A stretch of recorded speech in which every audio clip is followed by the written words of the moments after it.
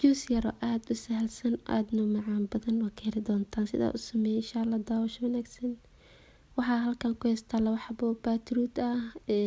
sidii baradhadii oo kale soo fiiqaya hadii la yiraahdo waa 2 xabo waa soo dhaqay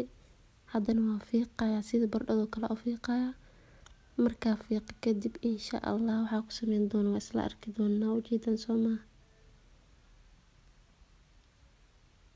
hadda waa soo fiiqay markaa soo fiiqo waan jarjareynaa insha Allah markaa jarjarno maxaa ku raahdaa tirishooyin juuskan aad u fiican yahay insha Allah habeenkii markaa cabto aad u fiican yahay qaasatan habeenkii markaa cabto hadda digsiga ku soo shubay digsiga markaa ku soo shubay koob biyo ku daraya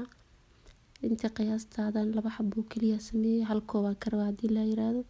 waa soo kariyay dabkan soo saaray markuu karan waxa ku karinaysaa cadaan oo noqona beetrootka cadaan oo noqona beetroot shake aldaha juuskan ina ka heli doontaan rajeynaa hadii la yiraahdo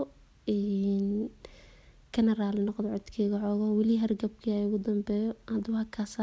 kaas wax yar uu ii qabo inta caanaha sokorta inta qiyaasteeda ku darso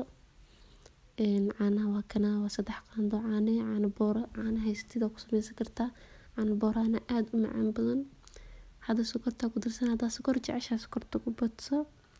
atarishooyinkeyga qaaliga juuskan aad u fiican yahay insha Allah beetroot shake aldaha ina ka heli doontaan rajeynaya hadda ka heshaan subscribe like share comment wixii fikradaada ila wadaag